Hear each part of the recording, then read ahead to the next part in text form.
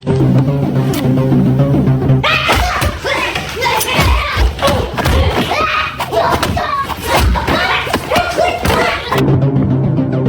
dimulai dengan diperlihatkannya sebuah lokasi yang digunakan sebagai pusat produksi narkotika, di mana semua orang yang berada di sana tampak sedang sibuk menjalankan pekerjaannya masing-masing. Sementara itu, di bagian luar, seorang pria bertopeng mendekati lokasi tersebut, lalu tanpa basa-basi, langsung melancarkan serangan terhadap semua orang yang berada di dalamnya.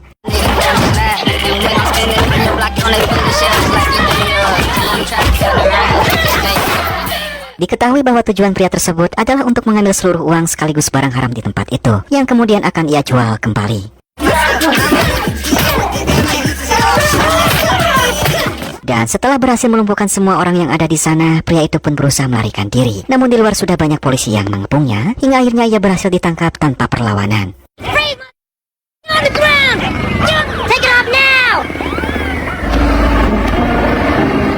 Saat proses interogasi berlangsung, pihak kepolisian memperoleh informasi bahwa pria tersebut bernama Terry, seorang mantan prajurit marinir sekaligus pahlawan perang. Lantaran Terry diketahui telah menerima banyak medali penghargaan atas keberaniannya saat bertugas dalam peperangan di berbagai negara konflik.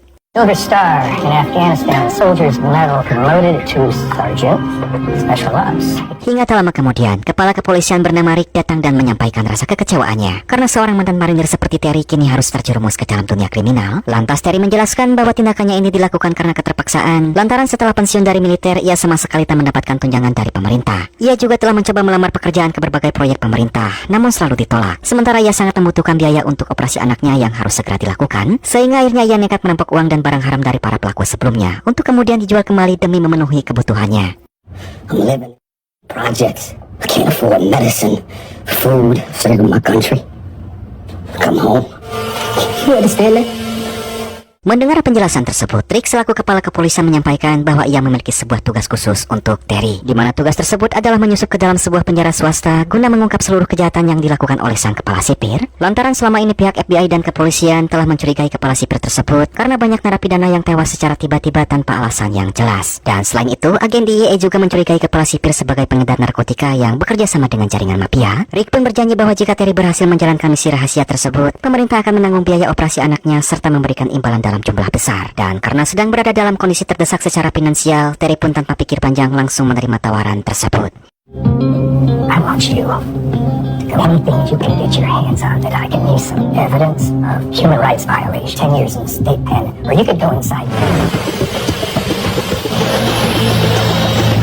Singkat cerita, Terry pun dibawa ke penjara bersama para tahanan lainnya, di mana seluruh narapidana baru dikumpulkan dan disuntikan cairan berisi chip untuk memantau setiap pergerakan mereka. Dan setelah itu, para tahanan baru dipindahkan ke selnya masing-masing, di mana saat dirinya hendak dimasukkan ke dalam sel, ia langsung menjadi sasaran perundungan oleh para tahanan senior.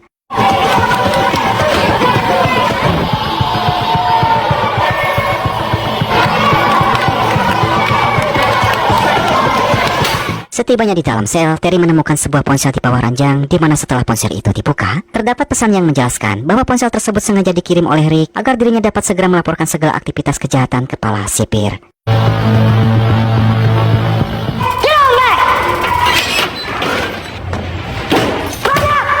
Lanjut di keesokan harinya, ketika Terry hendak sarapan, ia tiba-tiba didatangi oleh seorang narapidana yang langsung memaksanya untuk bersujud di hadapannya. Namun di sini, Terry yang masih bisa berpikir jernih, ia pun dengan berani menolak permintaan tersebut, lalu meludahi narapidana yang sok keras ini.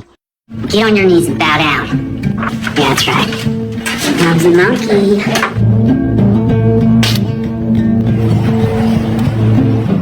Selanjutnya Terry menuju ke lapangan penjara. Di sini ia langsung didekati oleh seorang tahanan bernama Freeway yang berniat mengajaknya bergabung dengan kelompoknya. Tapi lagi-lagi Terry dengan tegas menolak tawaran Freeway karena ia lebih memilih untuk tetap sendirian. We protect our own. Now you could join my family, my mafia. I fly solo. And you're gonna die solo too. Kemudian lanjut pada sore harinya, saat Terry sedang mengepel lantai di salah satu ruangan, ia kebetulan melihat Freeway yang hendak diserang oleh sekelompok napi. Akan tetapi, Freeway yang diketahui memiliki kemampuan bertarung cukup baik, ia pun mampu membalikkan keadaan dan berhasil melumpuhkan seluruh penyerangnya dengan sangat mudah.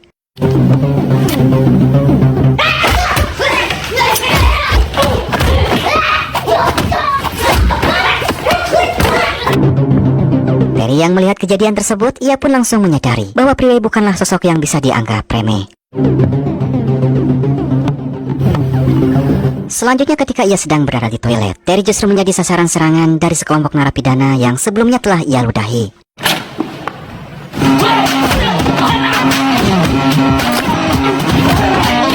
Dan beruntung seorang tahanan tiba-tiba datang membantu Terry dan tak lama kemudian para sipir datang untuk melerai perkelahian tersebut.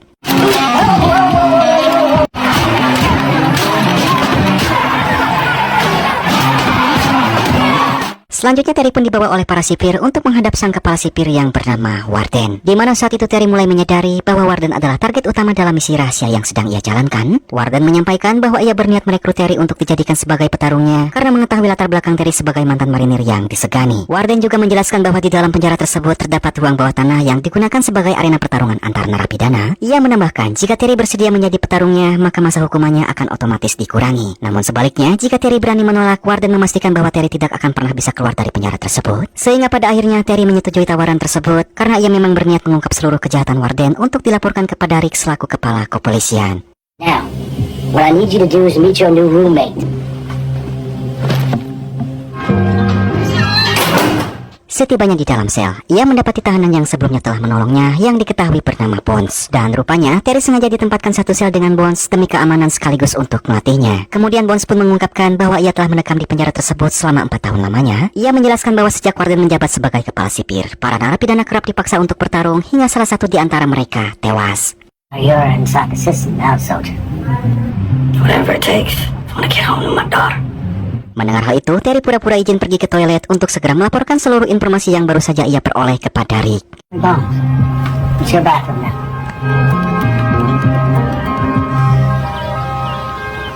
Lanjut di keesokan harinya, Bones mengajak Terry ke ruang olahraga untuk kembali melatih dan mengasah kemampuannya. Kemudian setelah itu ia juga memberitahu siapa saja narapidana yang kemungkinan akan menjadi lawan Terry dalam pertarungan nanti. Then you got the Dragon Nation. Ruthless. And you've met the man Freeway.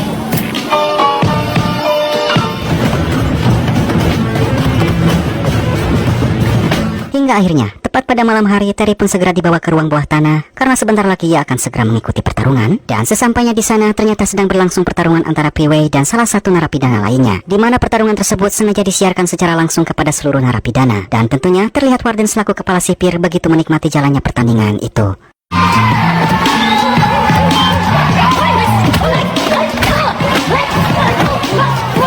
Momentum sport, people. Setelah Freeway memenangkan pertarungannya tersebut, kini giliran Terry yang harus menghadapi seorang tahanan asal Meksiko yang dikenal lincah dan sangat merepotkan. What you got, Savage? Watch yourself.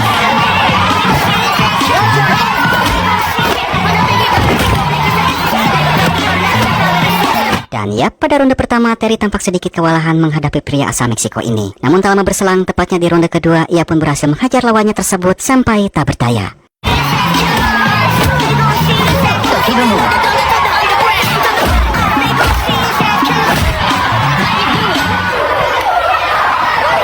Melihat kemenangan dari petarung barunya, Warden pun terlihat merasa sangat puas karena kini ia memiliki petarung tangguh yang dapat diandalkan.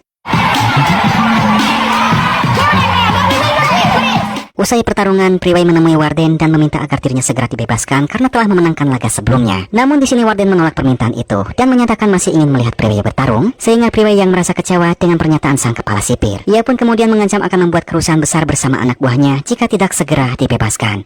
It sounds like you're threatening me. I can't guarantee that all these prisoners are going to keep falling in line. I want my freedom. Adegan kemudian beralih kepada Terry yang kala itu sedang menerima kunjungan dari seorang pengacara bernama Anna, yang diketahui merupakan pengacara khusus bagi mantan marinir atau veteran perang untuk membantu membebaskan dari penjara. Anna menyampaikan bahwa ia mampu membebaskan Terry dengan cepat sesuai kemampuan yang dimilikinya. Namun karena ia sedang menjalankan misi rahasia, Terry pun terpaksa menolak mentah-mentah bantuan tersebut, sehingga Anna yang merasa punya tanggung jawab atas apa yang terjadi pada kliennya ini. Ia pun memberikan kartu namanya dan meminta Terry untuk segera menghubunginya apabila membutuhkan bantuan. Lanjut di keesokan harinya, saat Terry sedang makan bersama Bones, Freeway bersama kelompoknya datang untuk memperingatkan agar Terry tidak menjadi sombong hanya karena baru sekali memenangkan pertarungan.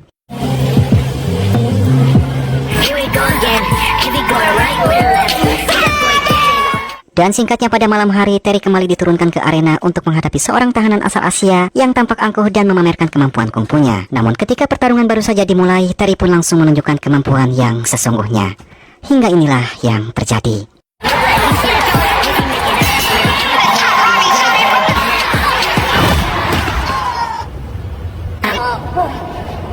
Dan yap, kemenangan mudah Terry tersebut membuat Priway menjadi semakin marah karena ia merasa posisinya sebagai juara bertahan di penjara mulai terancam oleh kehadiran Terry. Come on. The shit is over. Who's up next?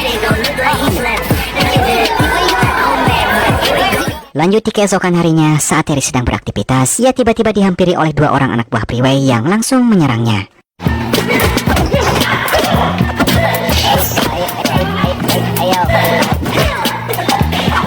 Hingga tak lama kemudian, seorang sipir wanita yang melihat kejadian itu, ia pun berusaha melerai perkelahian tersebut. Namun naas di sini ia pun justru malah tertusuk oleh anak buah Priway.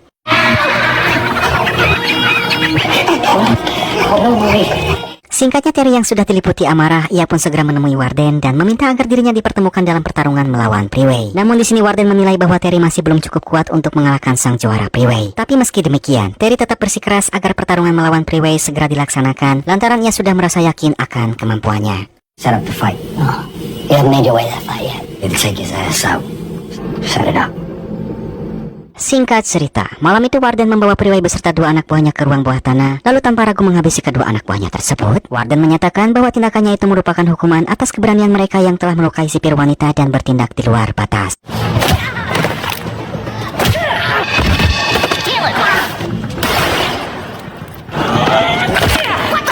Selain itu, Warden juga menyampaikan bahwa keesokan malamnya, Priway akan dipertarungkan melawan Terry untuk menentukan siapa yang layak menjadi petarung nomor 1 di penjaranya. Okay.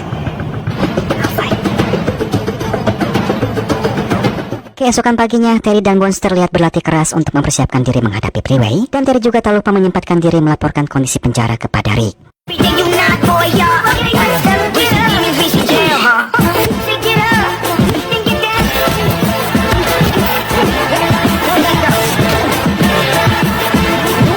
Singkat cerita, malam pun telah tiba. Malam yang menjadi pembuktian siapakah yang pantas menyandang petarung terbaik antara Terry melawan Priway, yang sekaligus menjadi pertandingan terbaik untuk meraup keuntungan lebih besar.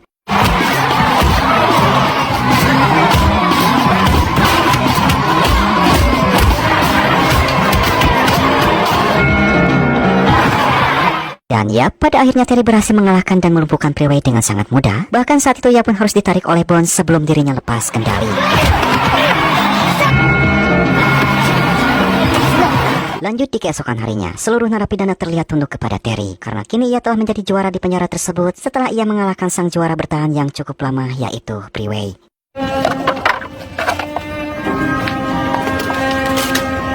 I could get used to this.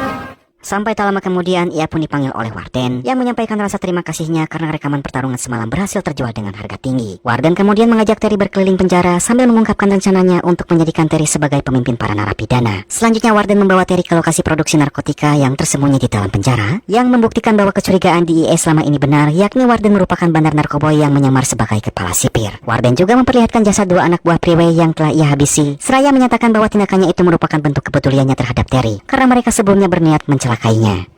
You wanna run this place? You know, that's the pure Bolivian marching powder. That's a U.S. currency, man. That's the fruit of your labors, pockets.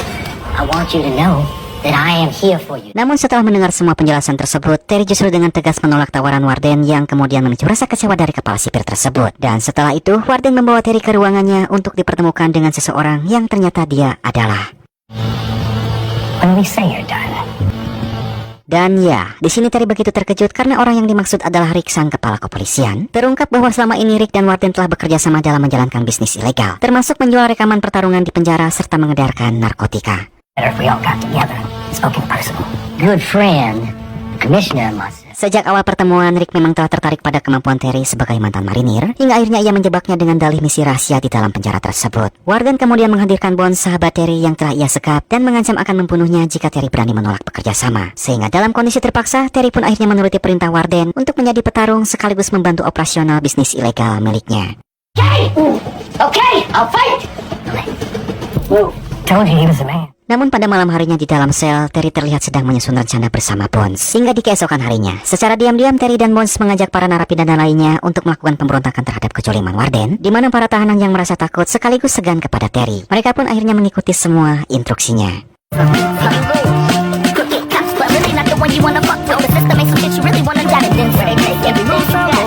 Kemudian lanjut pada sore harinya, Terry kembali bertemu dengan pengacara Anna, dan kali ini ia meminta bantuannya untuk melaporkan seluruh kejadian di penjara kepada FBI dengan menyerahkan seluruh bukti yang telah berhasil ia kumpulkan lewat sebuah memori.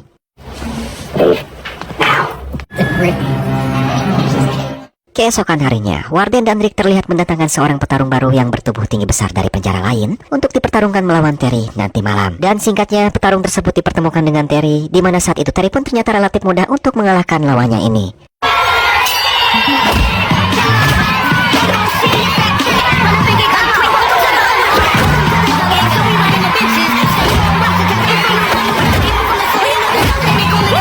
Setelah itu Terry langsung memerintahkan seluruh narapidana lain untuk segera menyerang Warden beserta para anak buahnya guna membuat kekacauan.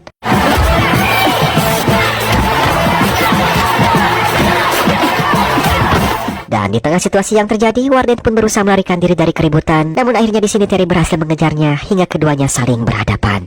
Lalu yang terjadi?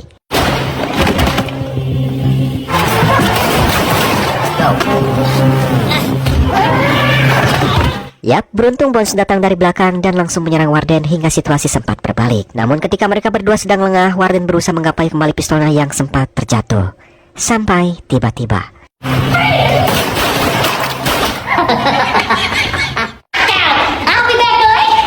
singkat cerita, Anna selaku pengacara kembali datang untuk menjelaskan bahwa FBI serta DEA telah merespon laporannya dengan cepat hingga langsung melakukan penggerebekan ke penjara tersebut. Anna juga menyampaikan bahwa pemerintah akan segera membebaskan Terry serta menanggung seluruh biaya operasi anaknya. Bahkan pemerintah berencana merekrut Terry untuk bergabung sebagai anggota intelijen.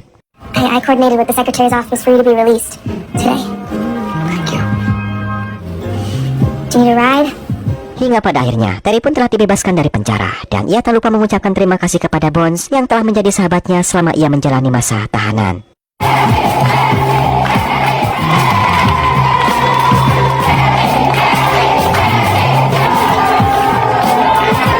Setelah bebas, Terry langsung disambut hangat oleh anaknya, yang diketahui telah berhasil melewati masa kritis setelah menjalani operasi. Sementara di sisi lain, terlihat Warden kini telah mengenakan pakaian tahanan dan bersiap menghadapi hukuman yang sangat berat atas apa yang selama ini ia perbuat. Lalu film pun